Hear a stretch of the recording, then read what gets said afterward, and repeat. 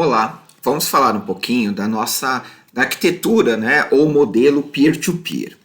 Então, na verdade, o que é peer-to-peer? Né? É um modelo de comunicação em que os nós da rede atuam da mesma forma, ou seja, o que antes era cliente, ele se torna um nó ativo, tanto fornecendo quanto consumindo algo daquela rede. Ao contrário do modelo cliente-servidor, né, onde só um cara que centraliza o fornecimento de tudo. Quais as vantagens, né, do peer-to-peer? É sem ponto central de falha. Ou seja, a ideia é evitar que esses pontos ocorram sempre que possível, conforme a arquitetura, a topologia utilizada, que nós vamos ver daqui a pouco. Então, por exemplo, a internet, a web, não tem um ponto central de falha. A maioria dos serviços de internet web usa o modelo cliente-servidor. Então, um serviço específico tem um ponto central de falha. Qual que é a ideia disso? Quando você usa a filosofia do peer-to-peer, você tem várias rotas de comunicação bem claras. E o grande potencial nas máquinas hospedeiras de fornecer e consumir algum recurso. A ideia da escalabilidade, ou seja, como todos os pares são iguais, é possível adicionar mais pares ao sistema e escalar para as redes maiores. Eu vou dar aqui um exemplo que vocês estão acostumados a usar e nós vamos entender isso daí na aula de hoje, que é, por exemplo, o stream de vídeo, né?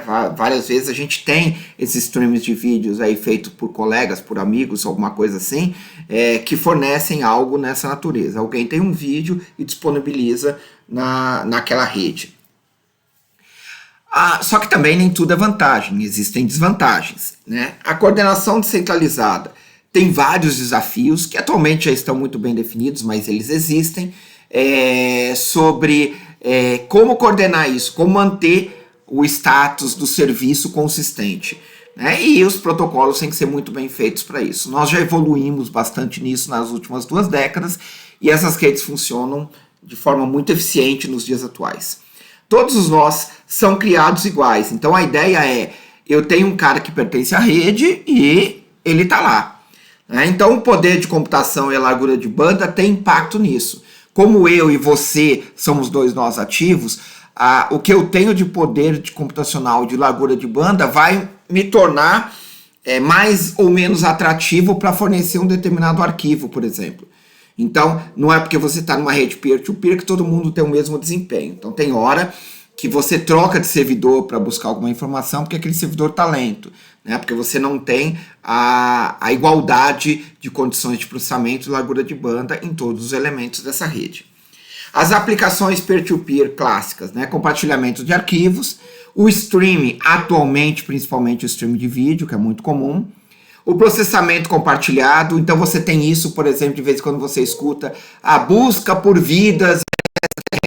Né? O que os caras fazem, na verdade? Eles usam uma rede peer-to-peer para compartilhar o processamento. E cada máquina fornece um pouco de processamento para tentar resolver aquele problema. Isso serve também em questões de pesquisas. Processamento ou análise de DNA e coisas do gênero são feitas também dessa forma, só que num ambiente um pouco mais restrito e não aberto para toda a comunidade. E ambientes colaborativos de forma geral, né, também utilizam, são aplicações de peer-to-peer.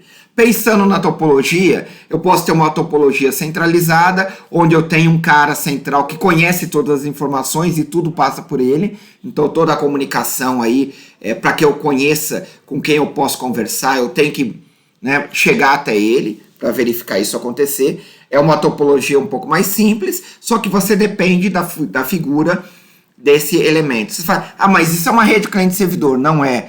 Por quê? A partir do momento que cada hospedeiro aqui conhecer as informações um do outro, eles passam a trocar informação entre eles. Então você passa a prover e receber informações. Um cliente-servidor não, a informação está sempre no servidor, armazenada e processada pelo servidor. Numa rede anel, você tem a ideia da comunicação em ciclo. Qual o problema de uma topologia anel? Quebrou um anel da rede, complicou a rede, né? Você tem que tentar inverter a mensagem, de alguma forma fazer isso, e muitas vezes a rede para de funcionar simplesmente. A hierárquica, onde você tem a ideia de vários elementos centralizadores em camadas, né? Então existe um elemento centralizador ali, esse cara se comunica com outro e assim todo mundo consegue conhecer todo mundo. O que eu ganho com isso? A escala.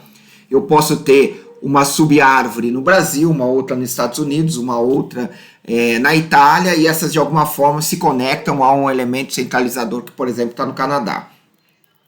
A descentralizada, que é a peer-to-peer na essência da palavra, né? Ou seja, todo mundo conversa com todo mundo e assim vai, e você sai perguntando, e aí, conhece fulano de tal? Conheço, tá aqui, e assim vai, e todo mundo conversa com todo mundo. E uma outra bem interessante é a ideia da híbrida, né? De eu ter um elemento central conversando com todo mundo, e esse cara aqui, ele não está preso a uma hierarquia, mas na verdade ele tem a rota de vários outros para fazer.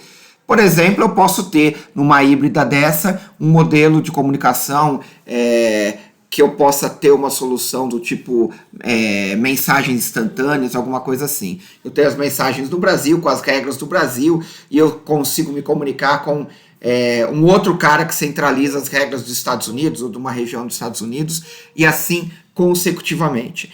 A gente não vai entrar muito em detalhes desses protocolos, que isso são estudados em disciplinas um pouco mais à frente, mas o que a gente tem que entender hoje, a rede peer-to-peer, ela é muito utilizada, inclusive com influência de uma coisa que a gente chama de IoT, ou Internet das Coisas.